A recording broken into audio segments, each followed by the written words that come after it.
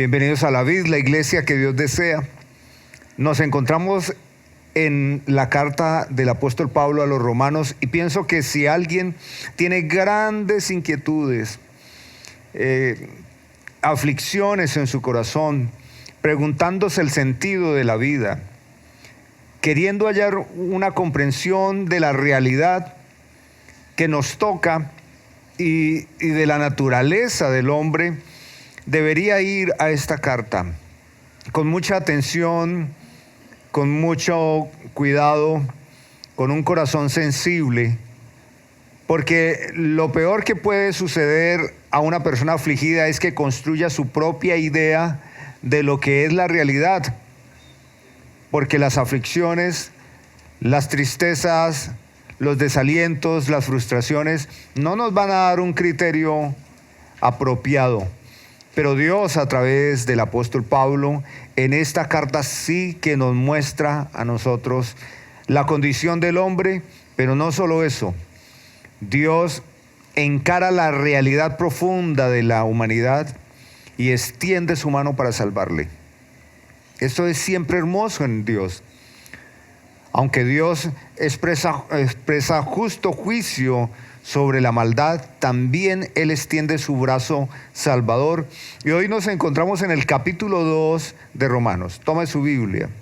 La semana pasada tuvimos una fuerte disertación donde escuchábamos al apóstol Pablo haciendo una especie de escáner de la condición del hombre, mostrando también que Dios está airado, que Dios tiene un dolor profundo, porque el hombre le ha desestimado, le ha despreciado, y esto, con su corazón muy deteriorado el hombre, ha creado su propia idea de la realidad y también de la deidad. ¿Y en qué termina el hombre cuando desprecia a Dios, que es bendito por los siglos? Apreciándose, sobreexaltándose a sí mismo, centrando la realidad en sí mismo, y además de eso adorando incluso a los reptiles, a los animales. Y dice repetidamente, 3 veces el apóstol Pablo acerca del justo juicio de Dios, cómo Dios entonces le abandona a su propio deseo. Y esto no es injusto de Dios. Injusto es que el hombre desprecie la verdad y la cambie por la mentira.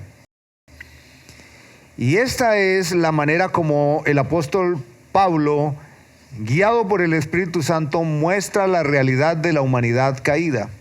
Ahora, en el capítulo de hoy, Pablo va a dar un cierto giro a la disertación y no va a señalar de manera general a la humanidad, sino que va a hacer un llamado fuerte a aquellas personas que consideran que son aceptados, recibidos, amados, incluso galardonados por Dios por una falsa religión.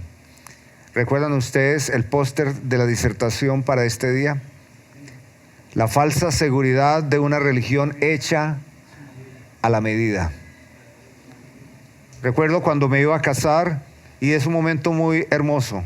Así que Angélica estaba en manos de la costurera, quien acomodaba a la medida su vestido. Y yo estaba en otro lugar donde también el costurero acomodaba a mi medida. Siempre he tenido la misma talla, así que podría hoy colocarme el mismo traje y me vería igual. Para Angélica, hermoso. Una religión a la medida es eso, es ajustarla de manera que casa muy bien con mi propio deseo, criterio, voluntad. Pero lo que sucede con el hombre caído es que una religión a la medida está diseñada es para justificar las formas de vivir. Bien, esto es lo que dice Pablo en el capítulo 2. Tiene como título aquí este fragmento, el justo juicio de Dios. Y nuestra disertación tiene como título, la falsa seguridad porque hay como una seguridad, pero es errada. ¿De qué? De una estructura religiosa que la persona ha organizado, ha armado a su medida. Por lo cual eres inexcusable, oh hombre, quien quiera que seas tú que juzgas. Pues en lo que juzgas a otro, te condenas a ti mismo, porque tú que juzgas, haces lo mismo. Y es muy fuerte ya este llamado, esta exhortación de Pablo. Eres inexcusable. Y aquí lo que Pablo va a confrontar es el moralista que es inexcusable. Moralista inexcusable.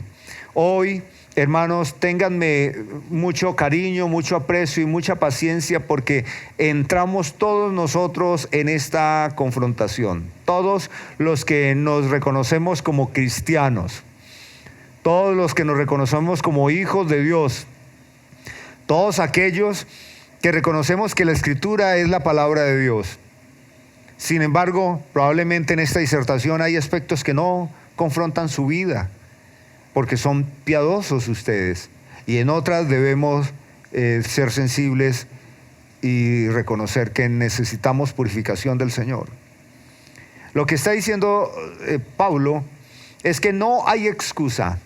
Esto de inexcusable es que no tendría la persona ningún argumento que le pudiese librar, que no tendría ningún abogado, ningún juez, no habría nadie que le pudiese amparar y le pudiese librar. Eres inexcusable, hombre, quien quiera que seas tú. Ahora, ¿cuál es el contexto social, cultural de esta iglesia? Es una iglesia ubicada en una región gentil, pero que parte de la comunidad cristiana son judíos.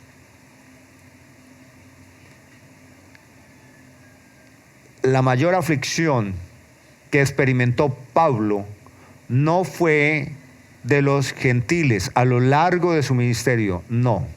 Si usted se da la oportunidad de leer el libro histórico Hechos de los Apóstoles, usted notará que Pablo iba por aldeas, por pueblos, por ciudades, predicando el Evangelio de Jesucristo, un evangelio desconocido, de un Cristo desconocido.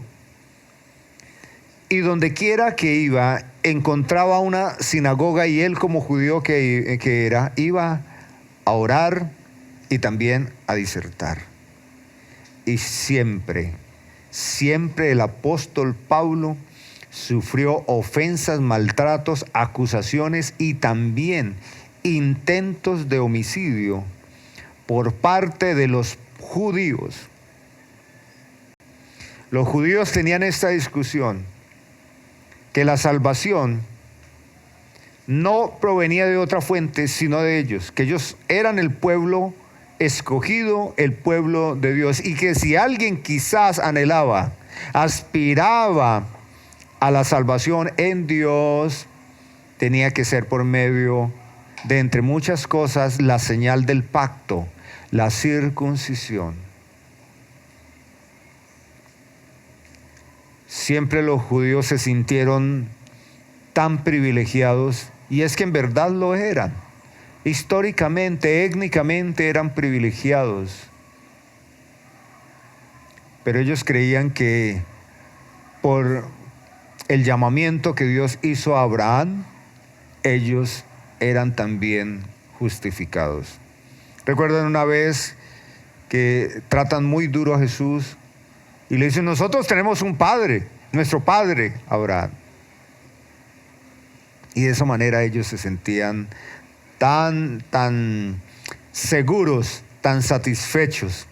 Así funcionaba la fe de los judíos, imponiendo cargas en otros que ellos mismos no llevaban, tratando de hacer prosélito o seguidor o judaizante gentiles con unas cargas como las que vivimos hoy.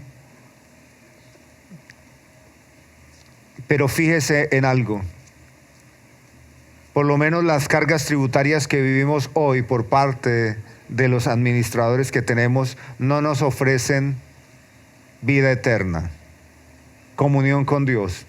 Y todas las cargas que colocaban los judíos eran una promesa errada de una comunión con Dios al serse judío.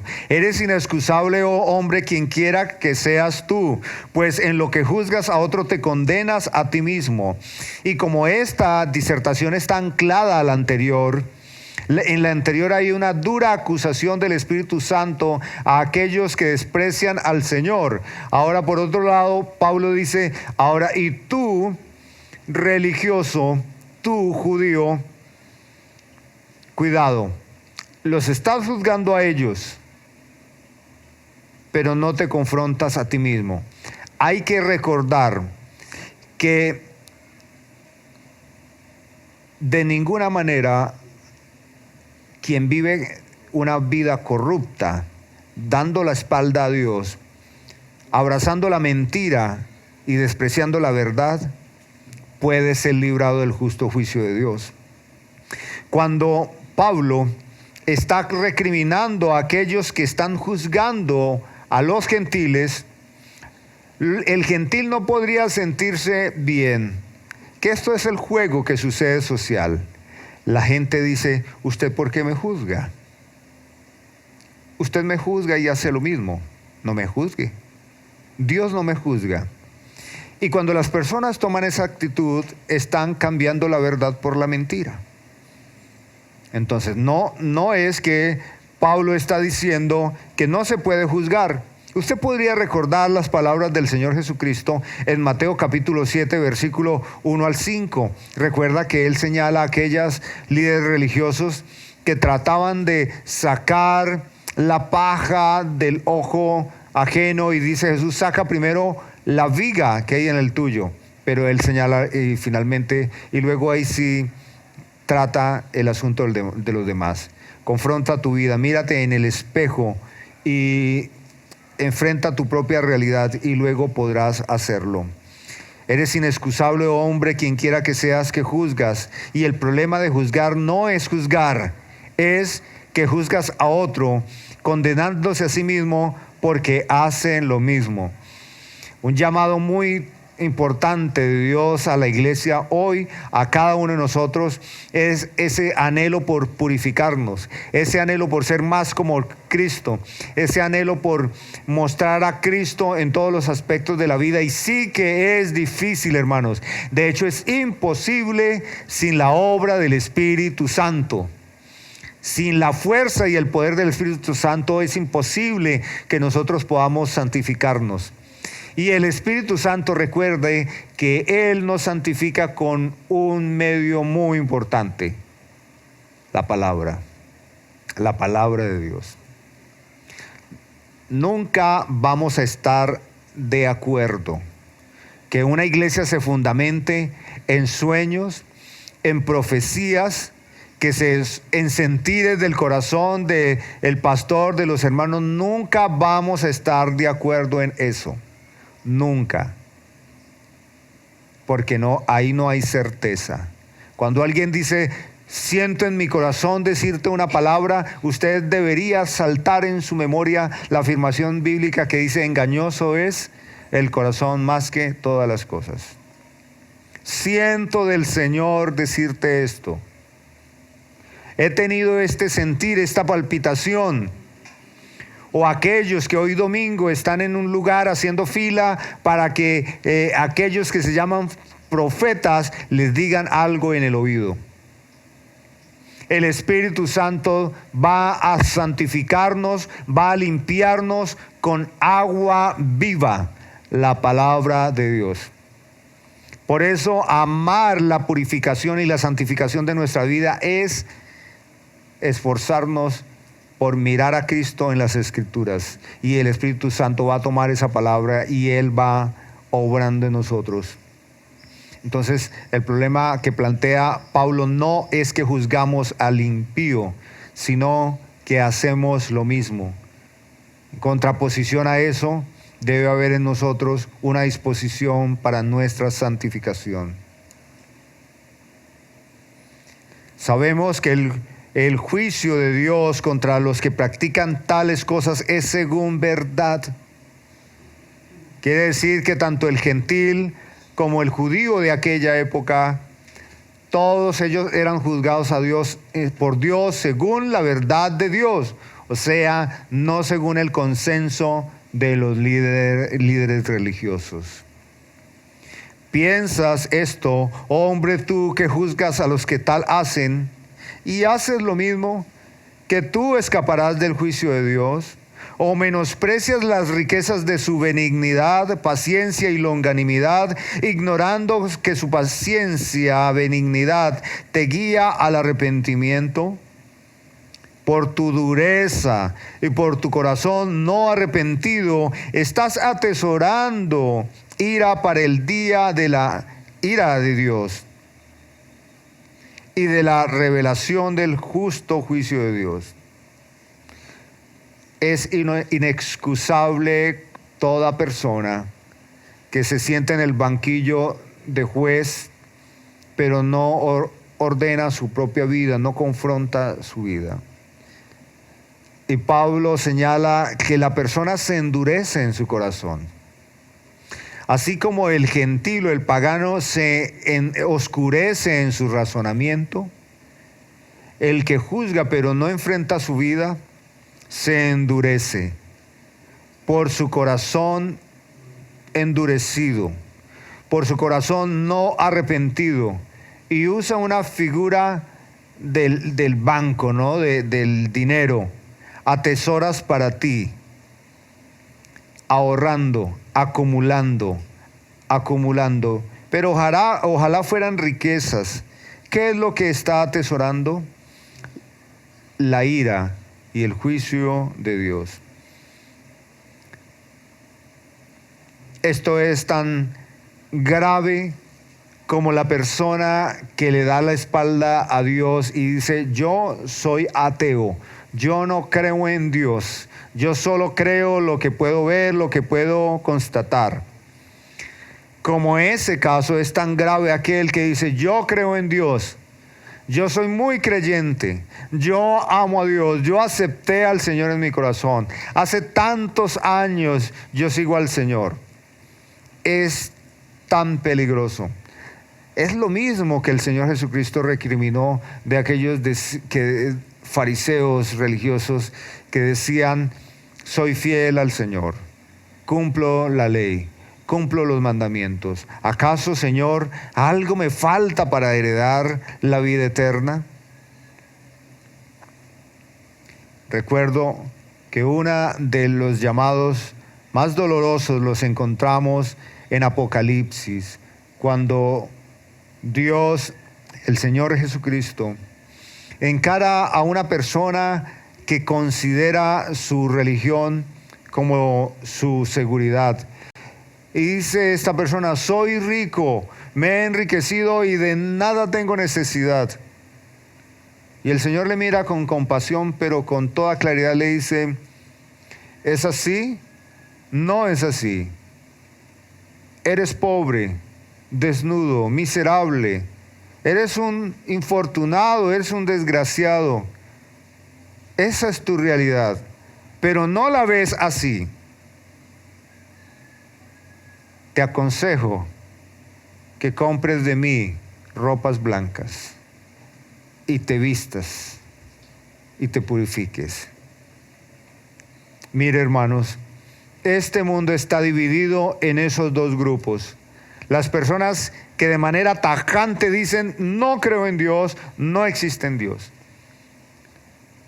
Y la mayor parte de la población mundial va a decir: sí creo en Dios.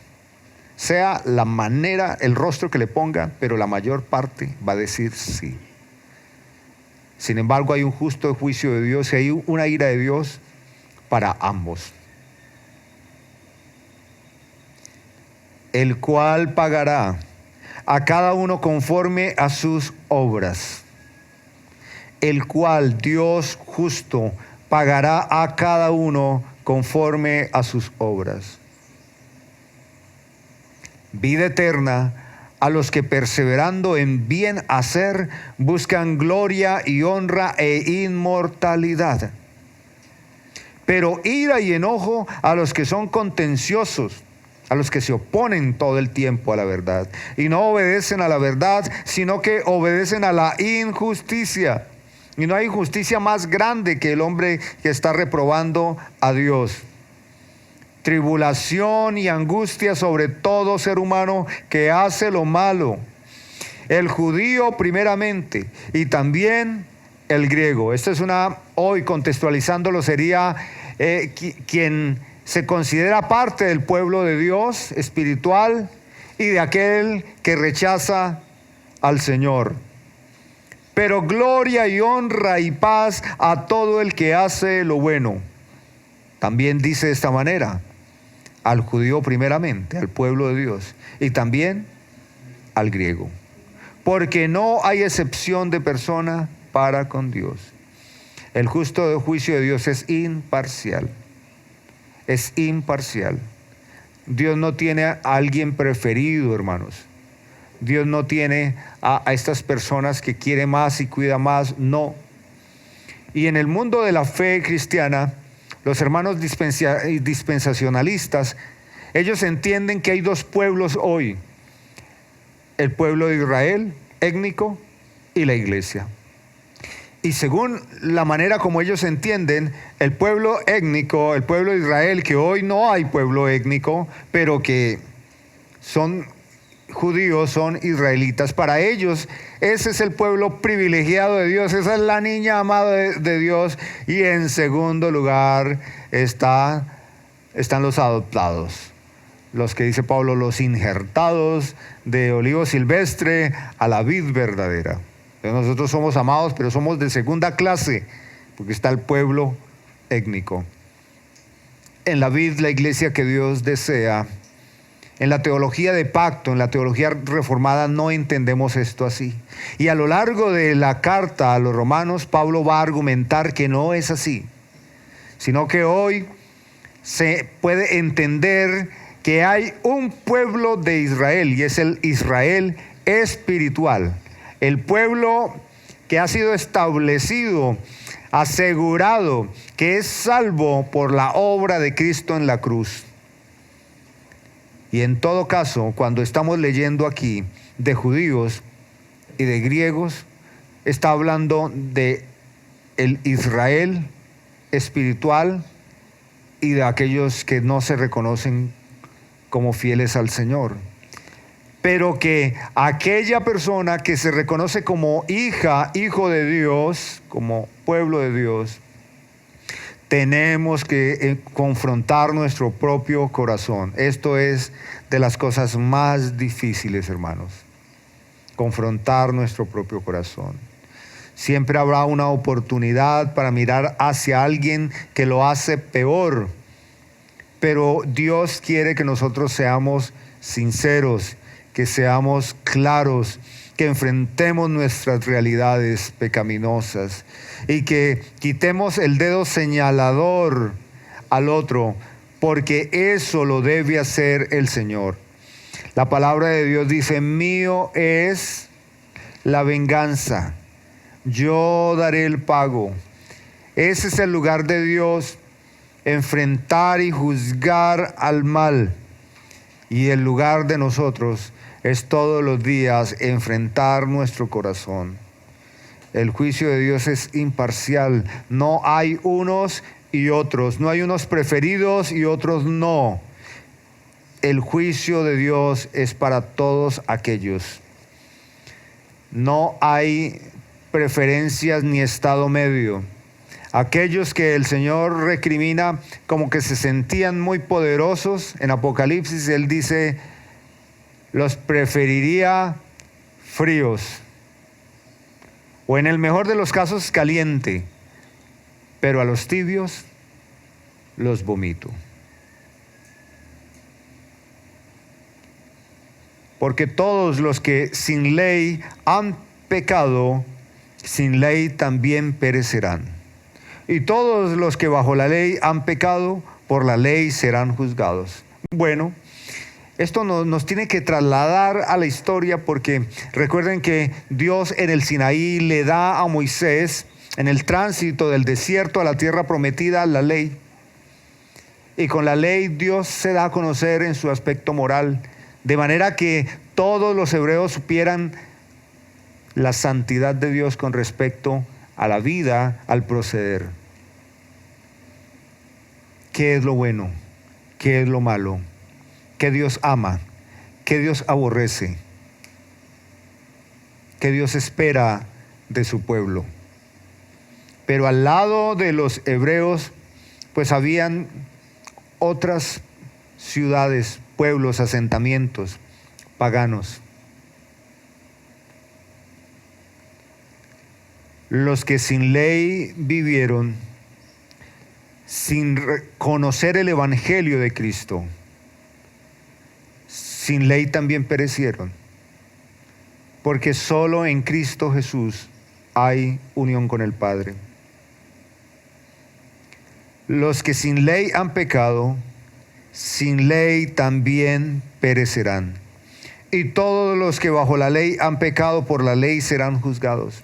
Entonces Pablo está tomando esta condición de que los judíos tenían la revelación de Dios para vivir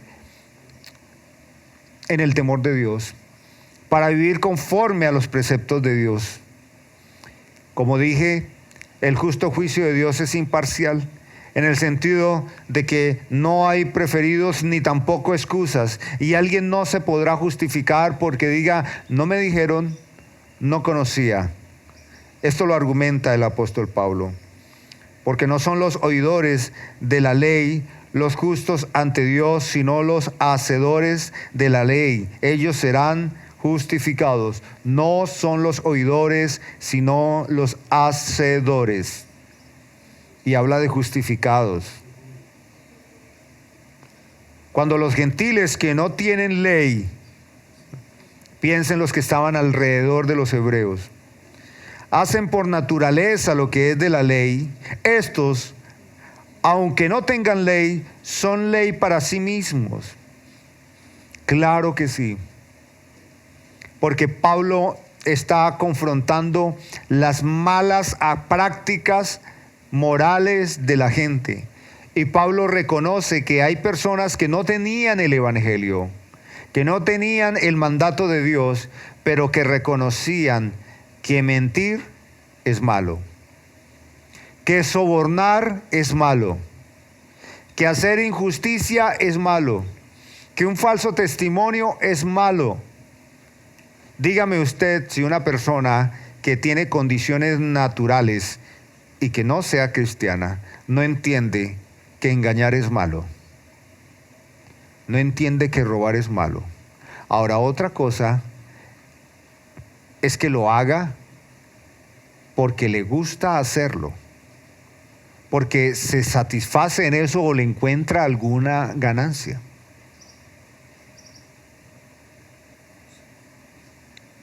Y nosotros vemos cómo, especialmente en esta ciudad que vivimos, la gente se burla de las normas de tránsito. Y no hay manera de decirle, Señor, está invadiendo el peatón. Saben que eso es malo, pero lo hacen. Eso es un ejemplo pequeño para decir de cuántas cosas la gente lo hace, pero la gente sabe que es malo. No hay excusa. Así que, así como hay personas que saben que es malo algo y deciden no hacerlo, muestran que hay una clara revelación de Dios dentro del corazón. Esto es importante porque lo que está diciendo Pablo es que la comunidad o el grupo de personas o aquel individuo que se sienta dentro de su propia creencia y se da la licencia de juzgar la maldad del otro, debería considerar que está haciendo mal. Así lo argumenta Pablo. Él dice, los inconversos que no tienen ley saben lo que es malo y muchas veces, porque saben que es malo, no lo hacen. Y ustedes, que se consideran muy perfectos en su religión, ¿cómo es que no pueden discernir que lo que están haciendo es reprobable para Dios, es reprochable para Dios? Eso lo hemos escuchado. Hay gente que dice que ha conocido mejores padres de familia que son inconversos que cristianos, que han conocido mejores empleados inconversos que cristianos, que ha conocido mejores hijos respetuosos de inconversos que de familias cristianas. Gente que entiende que algo es malo, que es reprochable y no lo hace.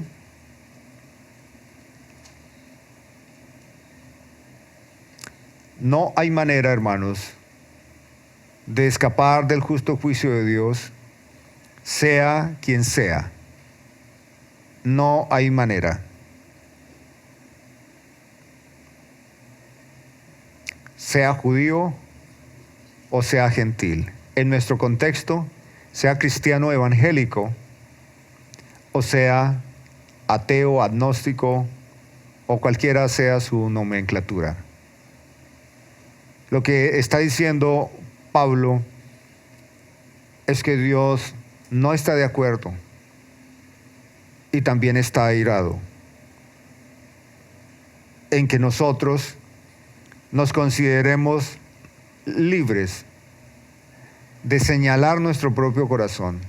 Hay algo que es muy importante y es el ejercicio de la vida cristiana.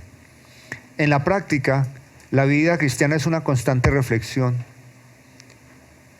Es observarnos hacia adentro todo el tiempo.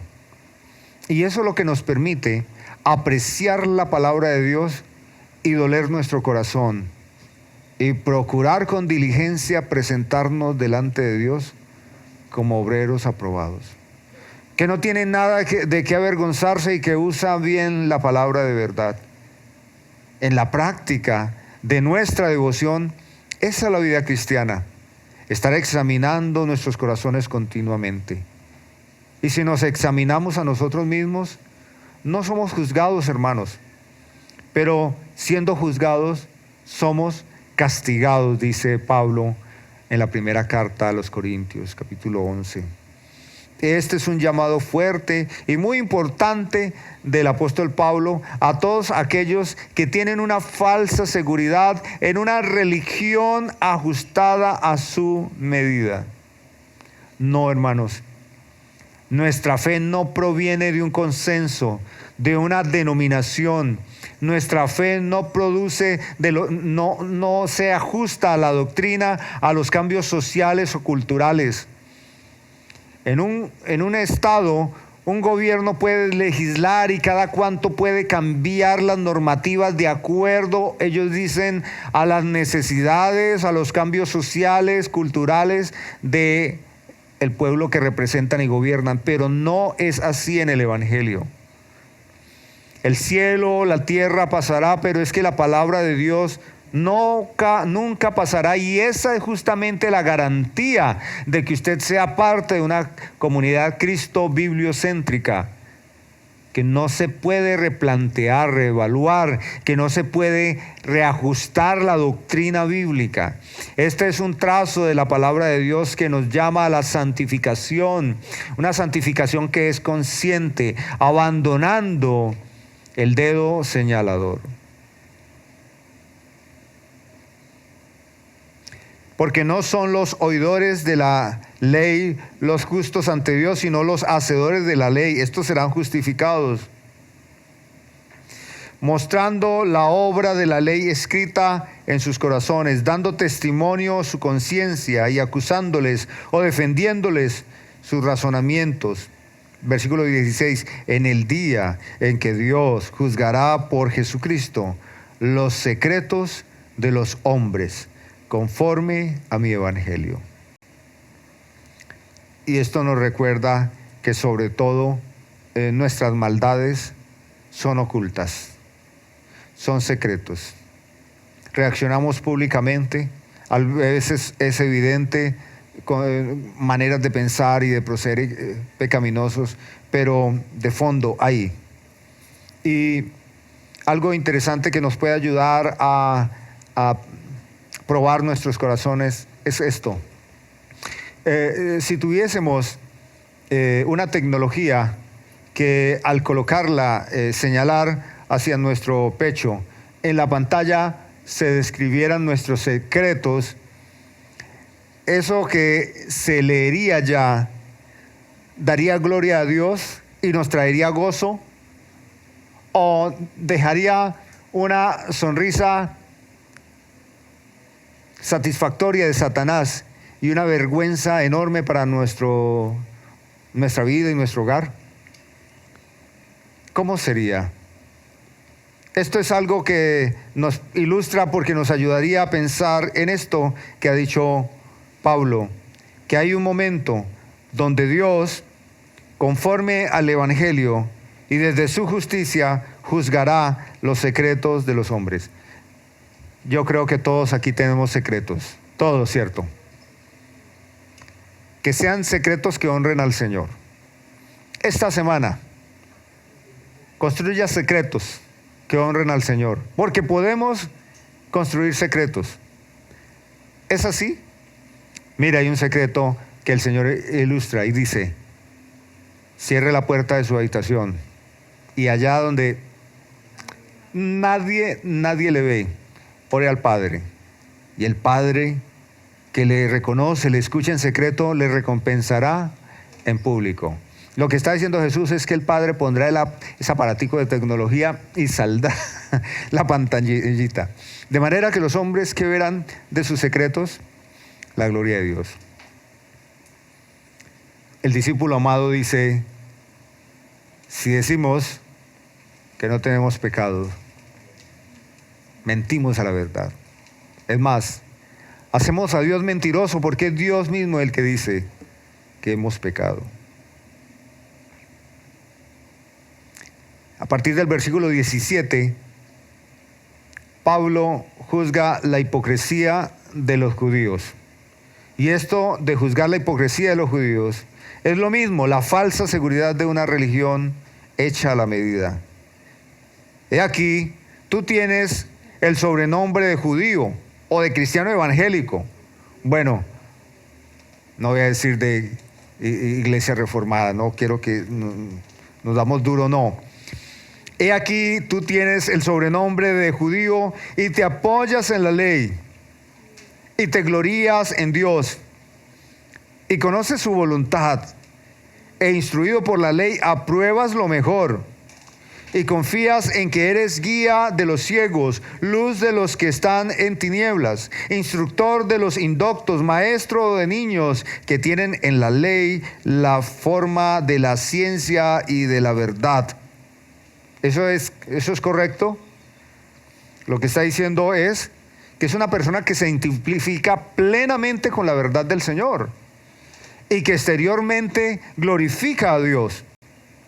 Está bien. Versículo 21. Tú pues que enseñas a otro, y esto es muy punzante, es como una confrontación vergonzosa. ¿No te enseñas a ti mismo? Tú que predicas que no se ha de hurtar, hurtas. Tú que dices que no se ha de adulterar, adulteras. Tú que abominas a los ídolos, cometes sacrilegio. Tú que te jactas de la ley, con infracción de la ley, deshonras a Dios. Porque como está escrito, el nombre de Dios es blasfemado entre los gentiles por causa de los evangélicos.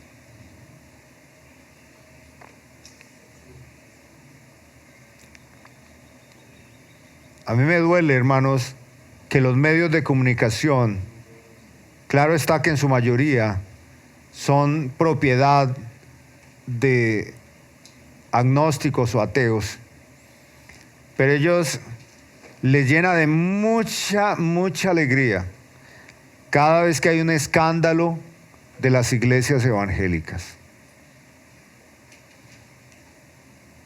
Ellos les parece un espectáculo de lo mejor. A mí eso me duele.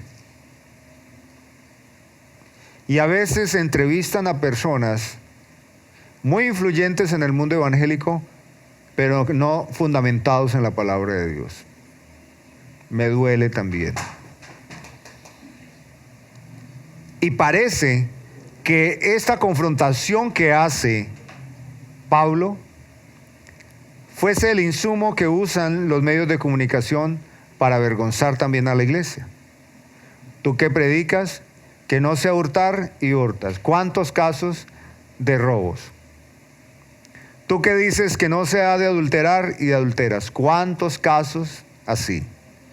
¿Tú que abominas a los ídolos y cometes sacrilegio? ¿Cuántos actos vandálicos también? ¿Tú que te jactas de la ley, de la palabra, de la escritura, y con infracción de la ley deshonras a Dios? Y dice que así es, el nombre de Dios es el que termina blasfemado. Es Cristo, el nombre de Cristo vituperado. Es la autoridad de las escrituras menoscabada. Es lo precioso, lo honroso, lo digno, lo necesario y la virtud de la iglesia local, la que queda desprestigiada. Y una de las razones por la cual no nos vinculamos con las actividades de políticas, de proselitismo político, es porque aunque como iglesia reconocemos que las autoridades son puestas por Dios, oramos por quienes van a legislar el próximo gobierno y tenemos el deber de votar, este púlpito no debe vincularse con esos aspectos, porque no hay ningún gobernante que lo vaya a hacer como Cristo. Y ahí también el nombre de Cristo es vituperado. La hipocresía del religioso y entonces la confrontación tan dura a una religión hecha a la medida. Y termina el apóstol Pablo de esta manera, o al menos por hoy, tomando la circuncisión como la señal de pacto. Esto de la circuncisión fue una ordenanza de Dios. Dios algo que hizo fue que la comunidad judía o los hebreos o los hijos de Abraham hicieran distancia, hubiese una señal que los distinguía y que ellos eran el pueblo de Dios. Una señal muy dolorosa. Una cirugía, hermanos. En un tiempo donde no había anestesia, donde lo que iba a proteger era el intenso ardor y dolor de la sal o del alcohol que pudiese producir el vino. Y de esa manera, a los 8 días de nacido, el niño sería circuncidado. Y si un gentil, un hombre adulto, reconocía que el Dios de los hebreos era el Dios verdadero, en la edad que tuviese, tenía que someterse a esa cirugía, a puro dolor, reconociéndose como parte ahora del pueblo de Dios. Y para los judíos, si no era circuncidado, no era ni pueblo de Dios, ni aceptado por Dios, ni amado por Dios. Eso fue la discusión más grande que llevó a Pablo a los estrados judiciales. Y desde ahí, con todo lo que se dio a su muerte. Pues en verdad, la circuncisión aprovecha si guardas la ley. Pero si eres transgresor de la ley, tu circuncisión viene a ser incircuncisión. Lo voy a poner en el contexto de hoy. A la verdad, hermanos, Es un gran testimonio para Dios que cada uno de nosotros nos reconocemos públicamente como cristianos evangélicos, como una iglesia Cristo-centro bíblica, como una comunidad reformada del texto bíblico. Eso es una gran bendición. Eso tiene mucho provecho siempre y cuando procuramos con diligencia vivir para el Señor conforme a su palabra. Pero si eres transgresor de la palabra de Dios, esa identificación pública viene a ser paganismo, porque nos van a acusar es de una vergüenza, de religiones engañosas, de gente que le hace mal a la sociedad. Hay una condena social por una mala cristiandad. Si pues el incircunciso guardare las ordenanzas de la ley, ¿no será tenida su incircuncisión como circuncisión? Y el que físicamente es incircunciso, pero guarda perfectamente la ley, te condenará a ti, que con la letra de la ley y con la circuncisión eres transgresor de la ley. No está diciendo que el incircunciso es justificado. No, sino que el incircunciso o el que no teme a Dios o el que no se reconoce como cristiano se siente con toda la autoridad de decir, vean estos evangélicos. De manera, hermanos, que hoy la iglesia evangélica, todos nosotros, los que nos reunimos en este lugar y en cada lugar de la ciudad, del país y del mundo, hoy, en el año 2026, hoy todos estamos siendo desafiados no por el dedo señalador del pagano, sino de Dios mismo. Dios llama a que todos nosotros vivamos una vida piadosa, que nosotros seamos consistentes con nuestra fe, con nuestras doctrinas. La vida cristiana tiene que vivirse desde adentro, eso es muy importante. Y yo sé, hermanos, que todos en algunos momentos de nuestras vidas experimentamos debilidades. Todos en algún momento de nuestra vida podemos guardar en nuestro corazón ira, odio por alguien que nos ha hecho mal. En algún momento de nuestras vidas podemos sentirnos debilitados, desalentados, deprimidos, o en cualquiera de sus formas, lidiando con algún pecado. Y el Señor Jesucristo vino para liberarnos. Es muy importante que nos aferremos a la palabra de Dios y que roguemos al Espíritu Santo que Él, que es más poderoso que cualquier determinación que haya en nuestro interior, nos dé el poder para vencer. Porque a la final no se trata, hermanos, de cómo los inconversos nos ven, sino cómo Dios nos está observando. De eso se trata, hermanos. Podemos nosotros cubrir maldad públicamente, pero no a Dios. Y eso es como pretender engañarnos a nosotros mismos. Eso nos debilita, eso nos quita el gozo, eso nos agota en la vida, eso nos avergüenza públicamente y le da siempre la oportunidad al hombre para despreciar el nombre de Dios. El desafío de hoy, hermanos, es que en esta semana doblemos más nuestras rodillas y pidamos al Señor, Dios, por favor, entra en cada rincón de mi vida, límpiame, Señor, lávame, fortalece mi vida, hazlo, Señor, vengo a ti, no puedo solo, Señor, quiero ser un instrumento para tu gloria, quiero ser un siervo para tu gloria, quiero ser un hijo del cual tú digas, en él me complazco, ayúdame. Espíritu Santo, esta es la oración que hacemos en esta mañana. Este es un llamado muy fuerte del apóstol Pablo a una frágil, defectuosa, engañosa seguridad sobre una religión hecha a la medida. No, Señor. Ayúdanos. Mantenernos fieles en tu palabra, Señor. No importa cuántos somos. No importa, Señor, cuántas dificultades llegan a nuestras vidas.